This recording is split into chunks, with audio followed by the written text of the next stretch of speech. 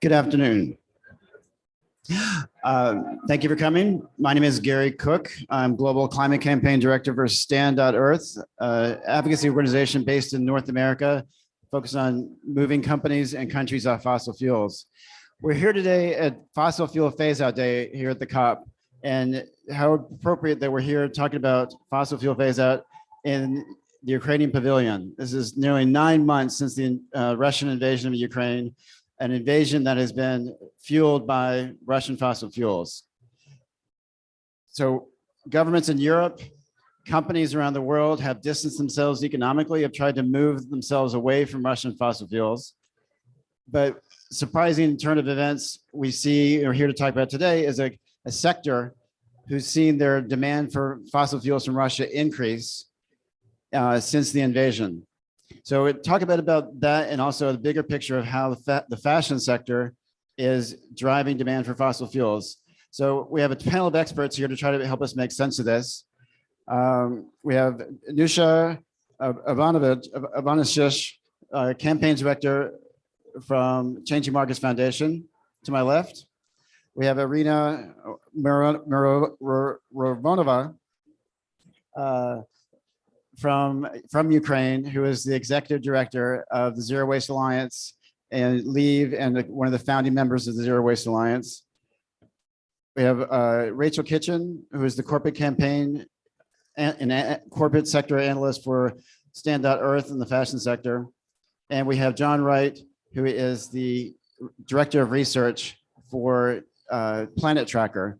So I'm going to turn it over to Nusha first to tell us about the report, and then we'll start to hear from our other panelists to give us a bit more perspective on what's going on with fashion and Russian oil.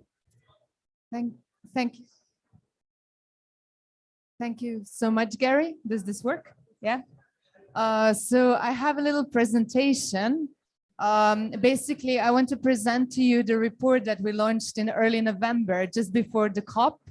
And I'm really happy that we have here two of the organizations that supported this report, Zero Waste Alliance Ukraine and Stand.Earth.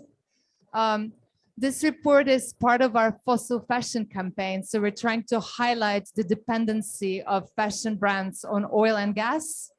If we move to the next slide, just to put this in context. So you can see on this graph that actually fossil fuels are an enabler of fast fashion industry. So if you look at this, I'm just going to step around. You see in the year 2000, which is basically the start of the fast fashion industry, it's the day when H&M opened its first shop in New York, polyester overtook cotton as the most prevalent fiber. And just 20 years later, you see that it more than doubled. So we would not have fast fashion industry without synthetic fibers, and synthetic fibers are produced from oil and gas. Actually, our research has shown that synthetic fibers going to textiles represent the same oil consumption as the annual oil consumption of Spain. And just polyester production alone, which is the majority, so you see here it's around 75%, and it's growing to 85% of all synthetics. So polyester production alone is equivalent to emissions of 180 coal power plants. Coming to next slide. So the fact that we have such reliance on synthetics in fashion, this is driving climate crisis, this is driving waste crisis, this is driving toxic pollution with microplastics that we breathe in as we wear these clothes, that goes into our rivers and oceans as we wash our clothes. But our latest research shows also that this fashion industry is like funding the illegal invasion of Ukraine by Russia. So we looked at 50 fashion brands and retailers, and we looked at their supply chains, because let's face it, they're not very transparent about who they're buying their polyester from. And we focused on two producers, Hengli, it's a Chinese company, and Reliance, it's an Indian company. These two companies are huge vertically integrators, producers of polyester and other plastics. And 39 of fashion brands and retailers had links with these two producers, and through them, they had links to Russian oil. Next slide, please. We found direct links to these 4 brands and for many others. Next slide. We found indirect links. So you see on the left, you have links with Hengli, and on the right, you see links with Reliance. What does it mean, indirect links? It means that we were able to establish. So here you see basically the oil companies where Reliance Oil is coming from. We were able to trace that shipments of oil. And then this oil is going to producers of fibers, of textiles that are then selling to these fashion brands. So you can see that many brands have these links. Also, I have to mention that 50% of these brands have moved out of Russia. They closed their shops in Russia because of the war in Ukraine. But actually what happens in their supply chains, next slide, please.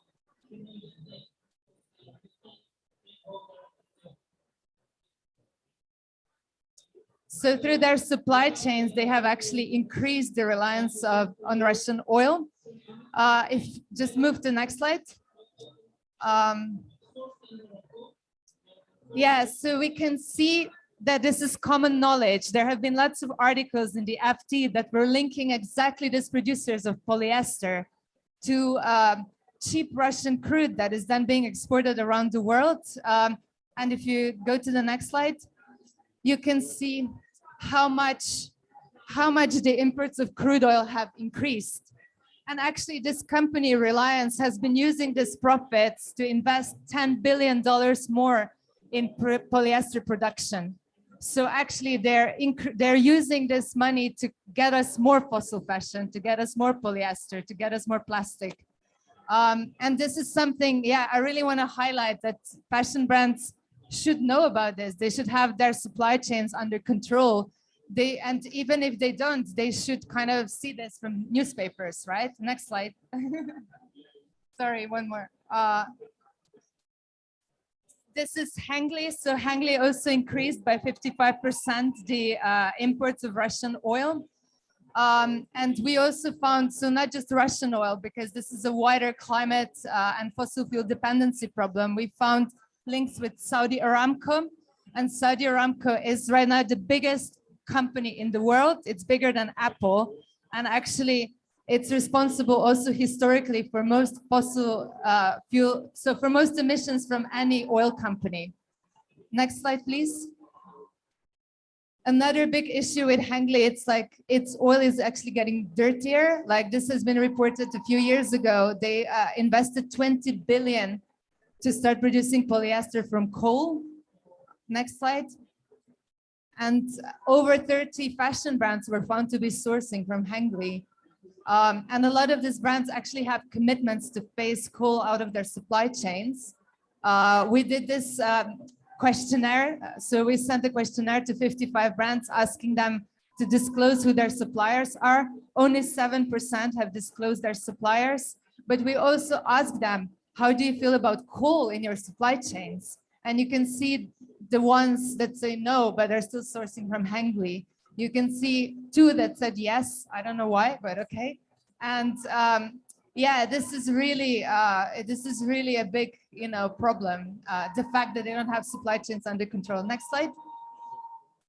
So yeah, I just want to kind of stop it here. So basically, this reliance of fashion industry on fossil fuels is driving climate crisis. It's driving toxic pollution. It's driving waste crisis, and it's also funding indirectly the war, Russian war in Ukraine. Thank you.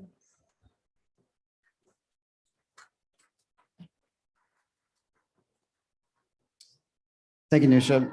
Irina, what if you could start us off, maybe give a perspective from the Ukraine perspective on why is this so important?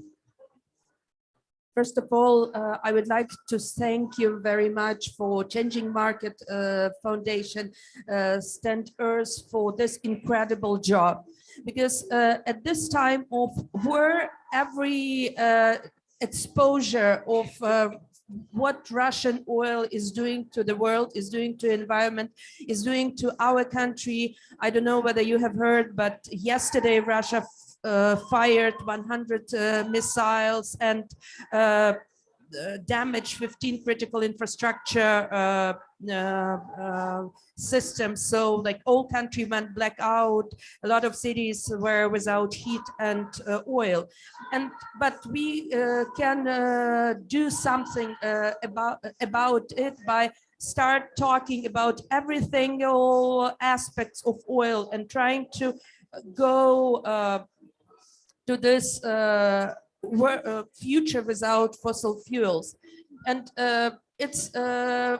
here I would also like to credit the Zero Waste Alliance Ukraine, our another member partner who translated this work and spread it across Ukraine, Zero Waste Society, and who worked closely to Changing Market Foundation. But this report is also important because it empowers every person around the globe through this information, through this knowledge, to reconsider the importance of personal apparel, to just ditch two single items. We will talk about a little bit later about the other impacts of it. But as now I call here to everyone to look at closely to the report and then spread the word and ask everyone around. Stop buying fast fashion because it finances the war, not only in Ukraine, but all the military things, especially Russia is involved. Russia is involved in Middle East, in Africa, and so on. Thank you, Irina. Rachel.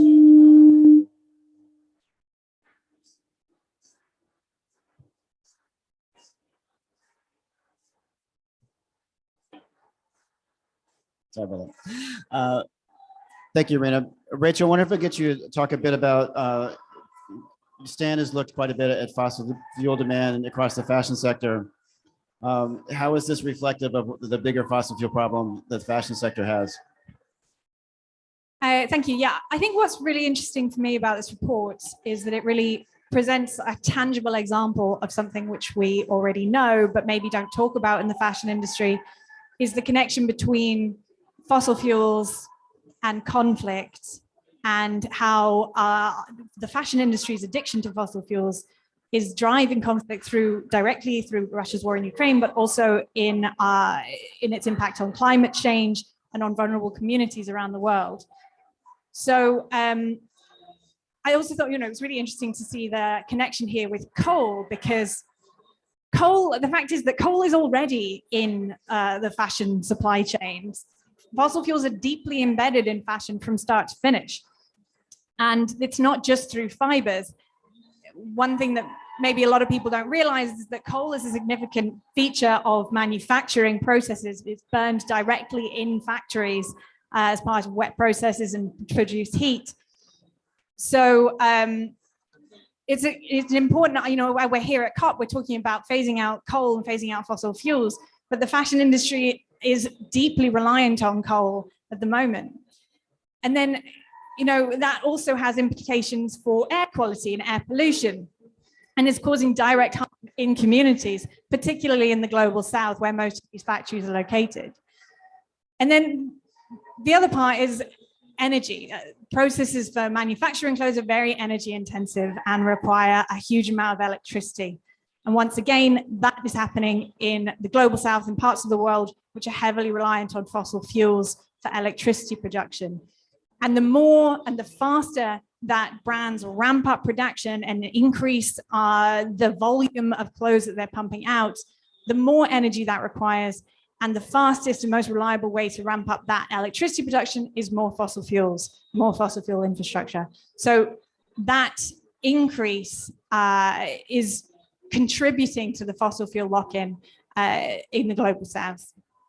And I think what we're seeing is, what's interesting is being here at COP and having people talk, especially on fossil fuel phase out day, talking about phasing out fossil fuels and the importance of that. And you wouldn't really know it from listening to the fashion industry talk. We are hearing, you know, we've got promises came out last year for a bunch of brands to halve their emissions by 2030. 2030 is what, 7 years away, 7 and a bit. Stan did some research just before COP. We looked at 10 of the biggest fashion brands have all signed up to this charter agreement to halve their emissions by 2030. And we looked at what their emissions have done just in the last year. And 8 out of 10 of those had increased their supply chain emissions. So it's very clear that we're heading in the wrong direction. We're hearing a lot more words than we are action. And it's, you know, there really needs to be some more movement from industry on this and more transparency as well. I'd point actually to one specific brand that we looked at was Lululemon, who actually increased their emissions by, I think, 67% in the last year. 67%. And that's because Lululemon is a fossil fashion company. Their entire business model is predicated on fossil fuels. And when they expand as a company, that expands their emissions as well. And that's, you know, that's the root of the problem. Thanks so much, Rachel. John, Planet Tracker has been looking quite a bit at the connection between petrochemical companies and the fashion sector. Can you give us a bigger, tell us a bit more about your analysis, what you found, and the traceability challenges in looking at the sector? Yes, thank you very much. I feel I should be singing, actually, but I'm not going to compete at all with the nearby Brazilian pavilion. So I think that would drive everyone out. So yeah, two great questions there. Firstly, I want to congratulate you on this report. We can take no credit for the writing of this report at all, but Zero Waste, Stand, and Changing Markets, well done. I mean, it's a super report. And I think it raises a couple of really, really important issues. The first, in relation to your question, is the petrochemicals industry. If you actually look at textiles, and this report shows you that the textile industry is rife with petrochemicals. But if you look at the petrochemical industry, it's not in the top 2. Textiles is not in the top 2. Its packaging is nearly 40% of petrochemical use, followed by about half of that is construction, then textiles. That doesn't demean this work on textiles. I think it just shows you how pervasive this industry is. The second thing I would ask you all to bear in mind when looking at petchems is the number of effects it has on society as a whole. So don't just think of carbon emissions, think of toxins. And that is often a forgotten part. And it's something we've been looking at, a toxic footprint. Think of water use, think of water pollutants, think of effect on health, think of waste that's also well highlighted in this report. This is an industry that is really affecting our planet across so many aspects. So I would ask you to bear that in mind. And I think that what this report tells you is companies need to be accountable and they need to be transparent about their supply chains. Thanks so much, John. So John, you raised the issue of waste and how this downstream impacts we haven't talked about yet. Maybe Irina and Nusha, you want to talk a bit more about the impacts you're seeing? What does this look like at the end of life of the products? Yeah, thank you. I think waste is a really important aspect because we've seen an enormous growth in textile waste. Only 1% of clothes get recycled. A lot of recycling, or what is said as recycling, is actually downcycling.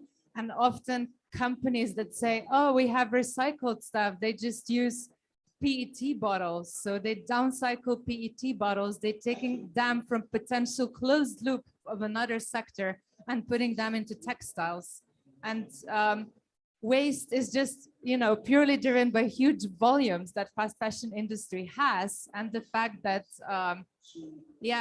we are kind of in this. I mean, Irina will talk about this more, right? But very often people think, oh, I'm going to give this to charity. And what happens to those clothes after you give them to charity? A lot of them gets exported. So we see there's like a massive landfill in Chile, in Atacama Desert, that is made out of clothes waste. We see that in Ghana, that is a huge secondhand market. 40 to 50% of what they get as secondhand textiles actually is waste, and it ends up on the beaches. It ends up polluting waters. It ends up being a huge problem somewhere else. And this is really something we're calling for. Like at the EU level, we have a textile strategy. And one of the things the textile strategy recognizes is a huge problem of synthetics, that they're a huge source of microfiber pollution. And it also recognizes that we need to curb the fast fashion model and overproduction, and that we also need to kind of make sure that what gets exported as reuse is not waste. So we're pushing for sorting clothes in Europe so that it doesn't get exported and becomes a problem of third countries. Thank you. Would you mind if I added one point there? Because there's a really interesting thing happening in Europe, and it's all about circularity. So what's happened is the beverage industry has PET bottles. It wants those PET bottles back to meet targets. What's happened is the textile industry wants to say we're using recycled material. So it's taking the PET bottles from the beverage industry and saying, look, we are recycling. It's not dealing with its own recycling problem. So it's a really important point.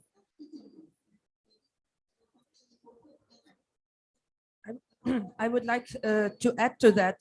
Even before the war, Ukraine was in top 5 importers of secondhand.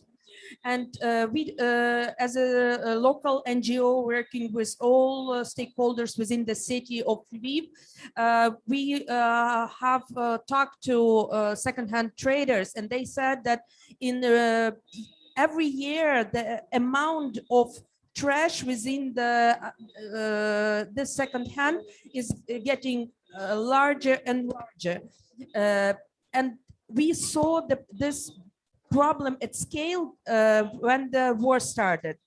Lviv is situated on the west, close to the western border of Ukraine. So it was a escape gate for millions of Ukrainians who were fleeing the war.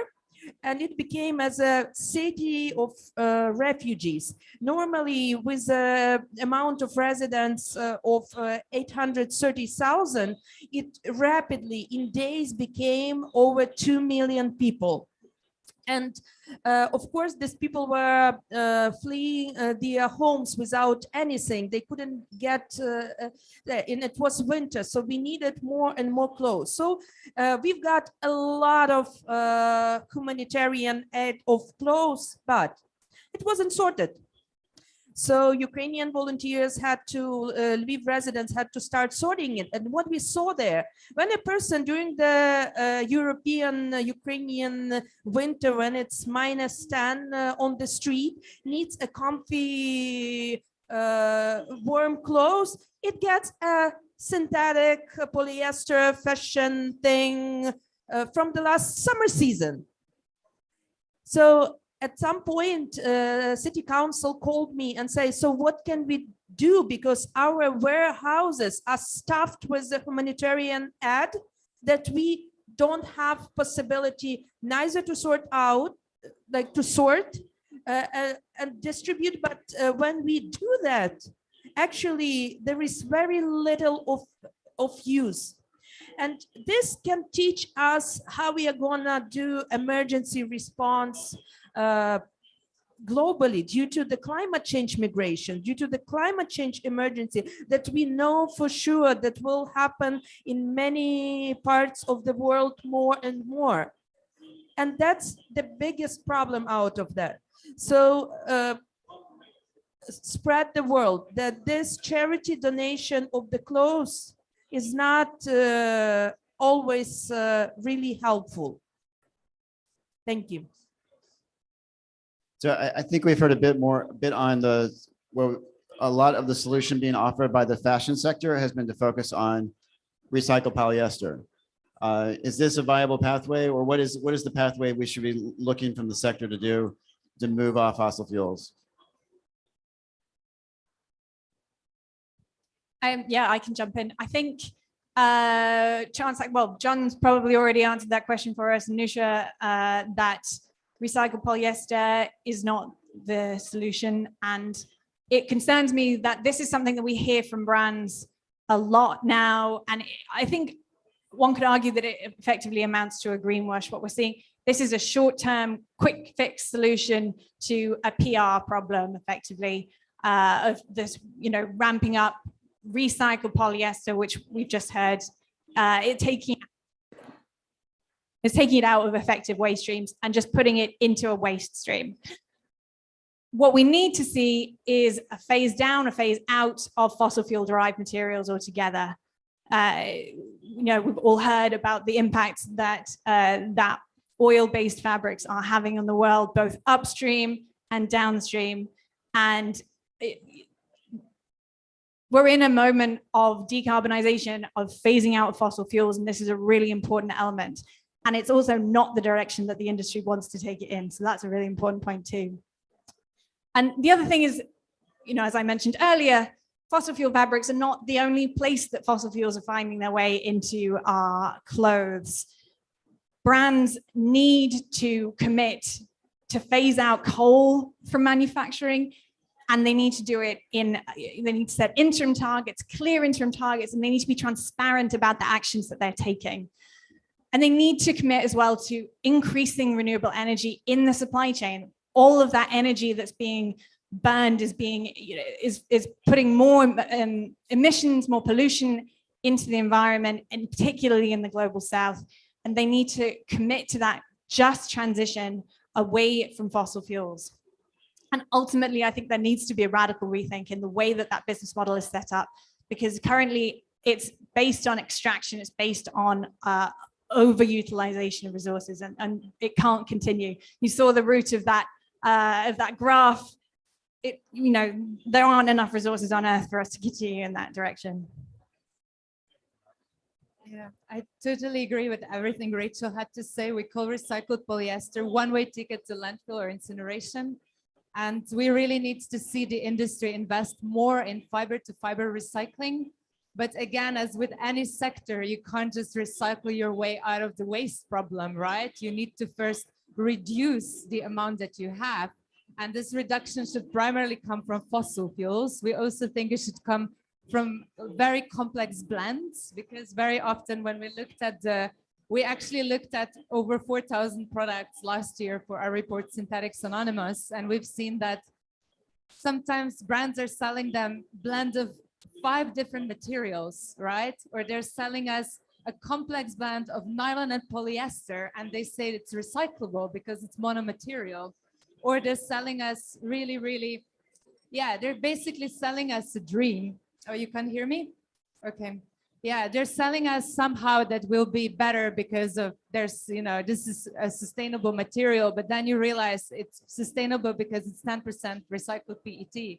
So brands really need to have a holistic approach to their production, but also to their waste problem. And part of this should be reducing synthetic fibers, moving to more natural fibers, reducing complex brands. So better design. I think policy is also needed when it comes to that.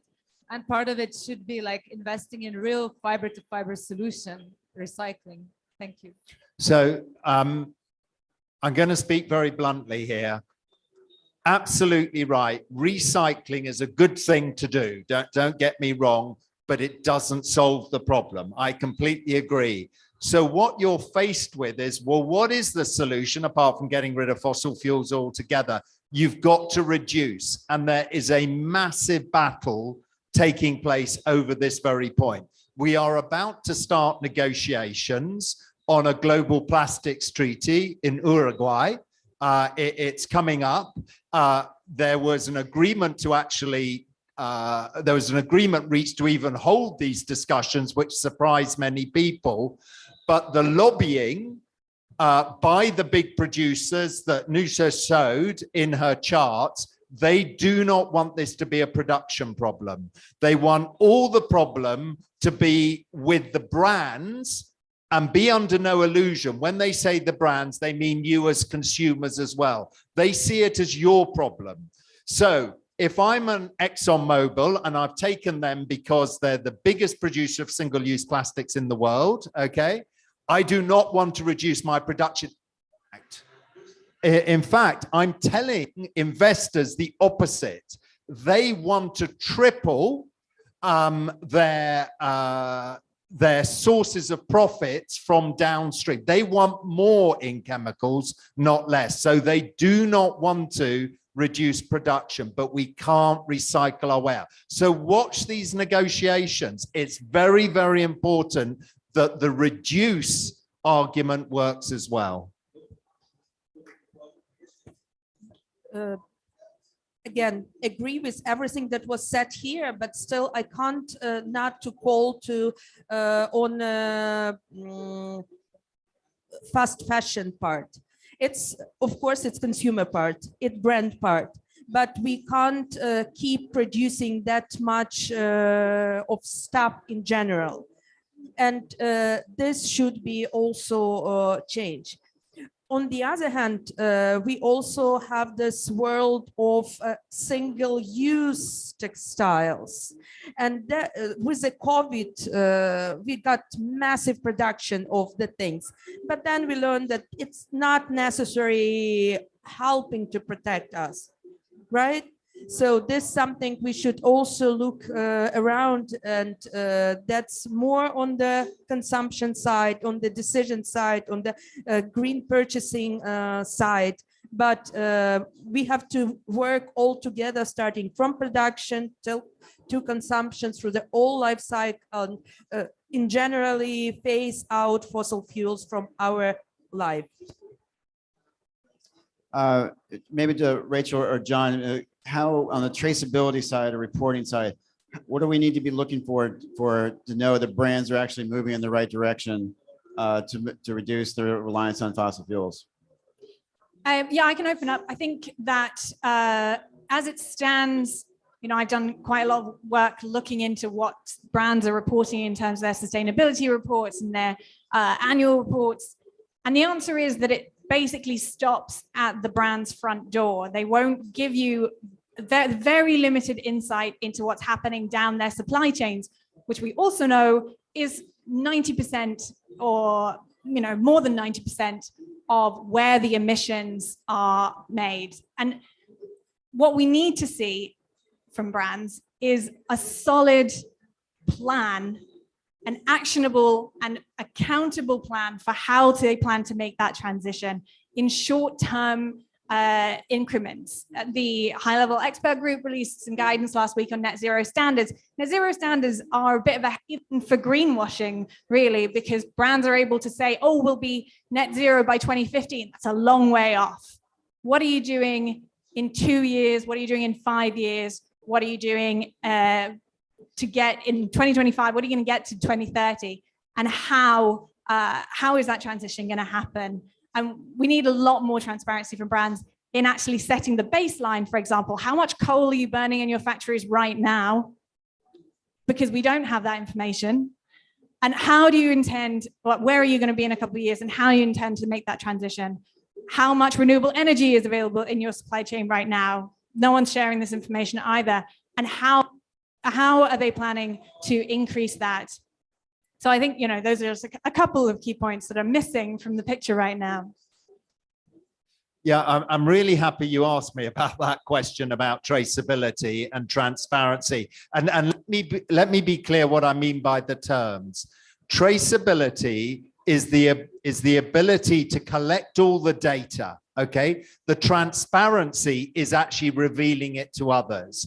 And at Planet Track, we've spoken to a lot of companies about it. Now, again, I'm going to speak to you bluntly. It's not a very glamorous topic. Okay, it's much more interesting to talk about fast fashion and things. Traceability, transparency, people start going to sleep. But if we're going to solve these sustainability problems, such as the use of fossil fuels, such as fast fashion. You need traceability and transparency, okay? And what's interesting is it's actually good for companies, and it's good for companies because they can manage their logistics. So something I'd ask you to think about, because we've sort of forgotten about it. I don't know how many of you remember a ship being caught and trapped in the Suez Canal for 6 days, and the effect that it had on logistics. And everyone was trying to work out, does that affect me? Does that not? As all these ships backed up. So it's a very, very good way to manage your logistics. But let's go to this report. If I started talking to you about modern day slavery, I started talking to you about conflict minerals. This is exactly what this report is about. How can a company not know where its products are coming from? Well, it doesn't know because either it doesn't have a system, it doesn't want to tell you, or it doesn't care. I mean, I'm sorry, it's as brutal as that. So companies can actually improve their logistics, they can actually improve their costs, they can actually reduce their regulatory risk, but they tell you that they don't have a system. It doesn't make sense. So if I could have one request as a consumer, go and ask them, where does it come from? And if they say, I don't know, well, they should know. And if you're an investor, you should be asking these companies, do you have a traceability system, and share the data with me. Where it comes and where it goes afterwards. Yeah, that's a very good point. Yeah. Yeah, I mean, again, I agree with everything that was said, but like, I just want to remind us that in 2004, Rana Plaza happened. The whole building collapsed. Lots of workers died. And since then, fashion brands have been under pressure to become transparent, to tell us about their supply chains. Fashion Revolution does an index every year asking them about their suppliers, and they still claim that they don't know. Like, we don't buy this anymore.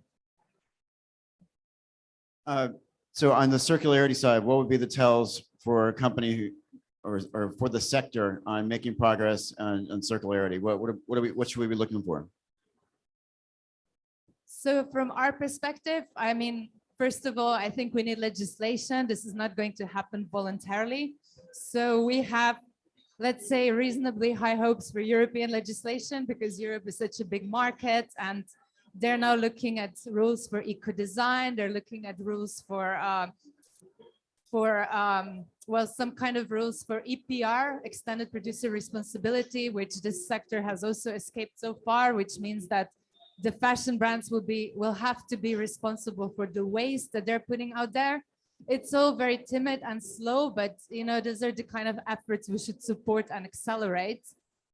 When we're kind of asking fashion brands what they should do, how they can move forward, how they can be leaders in the sectors, we're telling them, you know, first of all, come clean about the amount of synthetics you're using, come clean about who your suppliers are, and then from this baseline, have some kind of phase down. We say 30% by 2025, 50% by 2030. We know that synthetics are not going to completely disappear, because there are some, let's say, uses where they are needed, like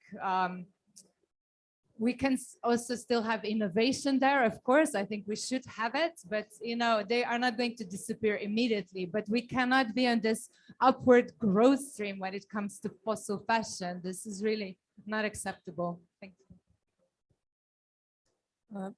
I would vouch for also a regulation on second-hand trading around the world, and also would bring on the table all the charitable NGOs who actually enable this collection and then basically dumping to developing world all the clothes. So we don't see it much in developed countries. Yeah, and I would maybe add, there's something which is, I think, missing from Charter Action at the moment. What we're seeing from the UN is about reducing production, and how are we measuring how companies are promoting that overconsumption? You know, how many collections are they producing per year? How many sales do they have? How much is overproduced and then immediately sent into waste streams? You know, these are all things that we really need to kind of address in a more holistic fashion. So last round of questions. So we're at COP. We have governments negotiating text. We sort of mention of some regulation just now, but sort of greater expectations that came out this last week with a high-level expert group on net zero commitments for companies to be, you know, divorcing themselves from trade associations, et cetera, that are pushing the wrong direction on climate action, wrong direction on fossil fuels. What should we be looking for from advocacy from the fashion sector to help, if they're serious about moving off fossil fuels? What would be the sign they would be doing to support that through advocacy? Yeah, I mean, I think that that's obviously one piece is not playing both sides, not advocating against climate action or against waste streams on the one hand, but also brands have a huge power, huge purchasing power, a huge marketing power in order to be leaders and be advocates. And we're really only seeing any kind of leadership in the space from a very small handful of brands who I would still say are desperately lacking when it comes to transparency about what they're doing. So in order to be an advocate, I think that brands need to use their voice within the countries that they're active in, within the places where they are buying a huge amount of goods from suppliers, and they can help open up that space to more renewable energy, to better clean air policy, and they can help kind of use that voice to try and improve the lives of people on the ground. And they also need to be using that voice with consumers. So although I would argue it is not on us as individuals to make this change, I would say that it is on the industry to lead itself forward.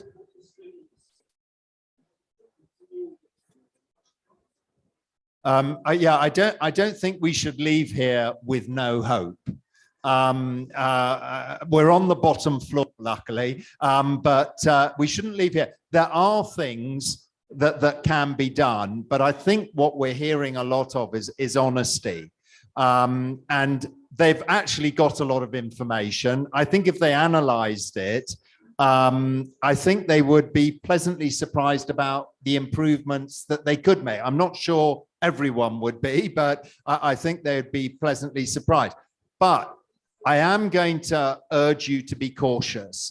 A lot of these companies are brands. They know how to market. That is what they do. And a lot of you would have heard about greenwashing. And greenwashing is becoming more and more sophisticated. They are getting very good at it. And I'm just going to leave you with one little thing that's now happening. You're going to be hearing more about green hushing. So hush as in shh. And people have said, this is terrible, because what's happened is NGOs, civil society have forced these companies to be quiet about their sustainable practice. This is ridiculous. Civil society is making a mistake. That's not the way I look at it. What they're actually saying is, we are sustainable, but we're not going to tell you about it. And that to me is completely unacceptable. So I think they're fighting back. I think they're very, very good marketers. I give them credit. But when you're looking at green claims, please, please look at the detail. And if there's one thing you take away from this report, it is look at the detail. Thanks a lot for bringing up greenwashing. We also looked at the claims the fashion brands are making last year, and 59% of claims would be misleading or false under the guidance that was published at the time by the UK Competitions and Markets Authority. And I think fashion is really the worst sector when it comes to greenwashing. We have a website called greenwash.com where there's a lot of examples like what claims they're making, what kind of products they're trying to sell us with these wonderful claims, but it's often very superficial, which kind of links with this thing like they are great at marketing, but when it comes to like what they're actually doing, you always unfortunately find not so much. And it would be great if they put this energy that they have and this innovation into actually cleaning up their supply chains. So final thoughts, Rachel or Irina?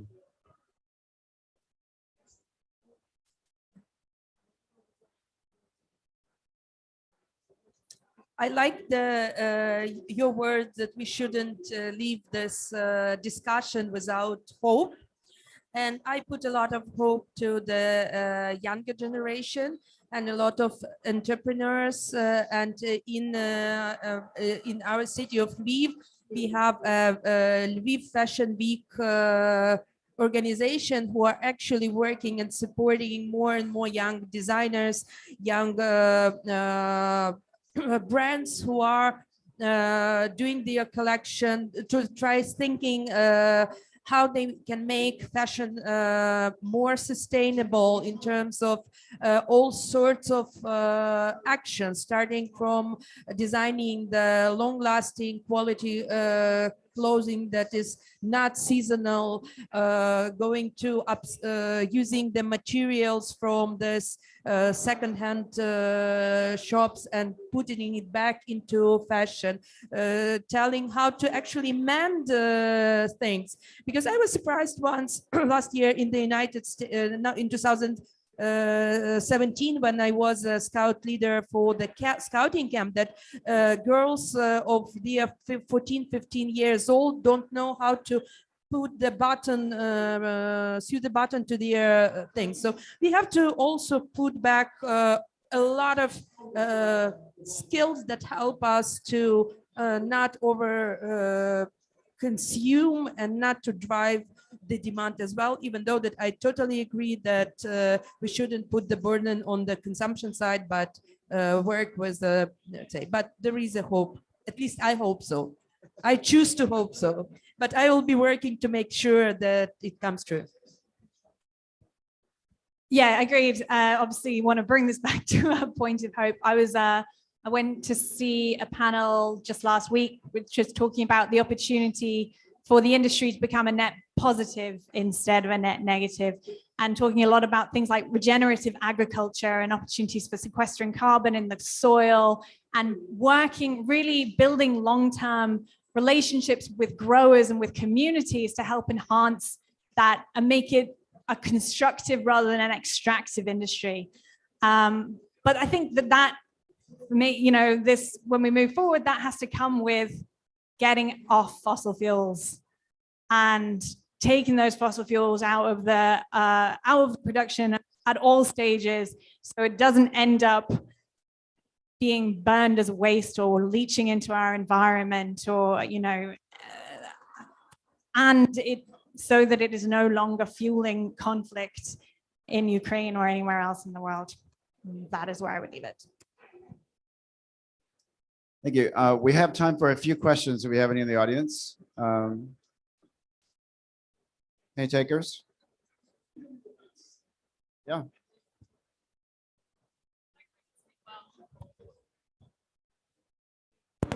Hi, thank you so much. Fascinating talk. So glad that I got to learn about this somewhat depressing but important issue. What international labels would you recommend? You mentioned a few that are not at all sustainable and are not forthcoming. Are there any fashion labels that you would say are really top in the market, aside from kind of bespoke small houses? Are there any large fashion houses that are doing the right thing? Thank you. I think it depends on your measure, I guess. The first thing I would say is that the most sustainable clothes you can buy are the ones you already own. But, and, you know, secondhand, although if it's kind of locally circular is always a good thing. And there is a kind of a growing point of kind of marketing or PR at least. By other measures, I mean, we are seeing sort of some leadership emerging among a few of the bigger brands, I would say, in specific areas. For example, H&M has set a goal to power its supply chain 100% with renewable energy by 2030.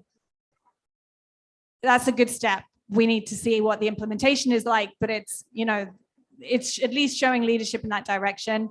And I think, you know, there were a few others, if you look into the Fashion Charter, who are kind of heading in that direction as well. And overall, I would say, you know, having spent some time at the Green Zone yesterday with some amazing local Egyptian designers, for example, there's also something focusing on local and keeping it, you know, as locally sourced and as locally made as possible. Yeah, I mean, I also find it hard to recommend specific brands, but I think it's more about, there are some that are, for example, very transparent, like the shoe company Veja comes to mind, where they actually publish, they actually publish, does this work? They actually publish their suppliers, how much they pay them and things like that on website, right? But I would kind of agree with Rachel, you know, local, like not maybe fast fashion brands. And, you know, in fairness, like luxury ones often are not much better. Like they're even less transparent. They don't tell us where they're sourcing from. We might, well, some of them might be sourcing from the same factories. They're also using synthetics. A lot of them are also greenwashing. So, you know, I can't even say, you know, price is an evidence of quality or, yeah, those kind of things, unfortunately.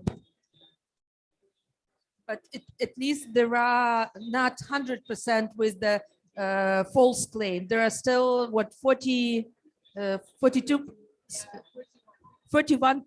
so probably it would be also helpful to at least talk about examples as well. So thank you very much for this talk. We're also Egyptian designers. We also work on this. I just wanted to ask about the transparency and traceability point that you talked about.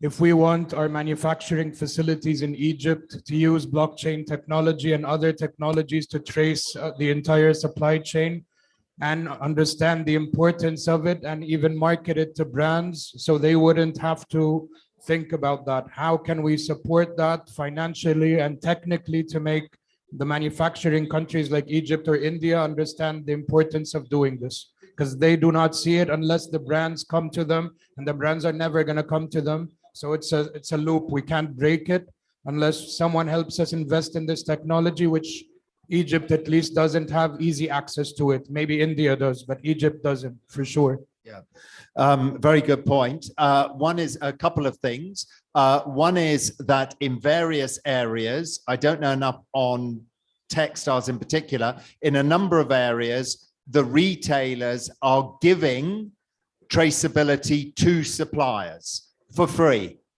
And the reason, I know it's happening in food retailing already, and the reason is because the food retailer is saying, I can't trace unless I do hand it out. And in effect, they lock you in as a supplier. So, I mean, it's a bit of a bargain, I agree, but they're actually handing it out for free.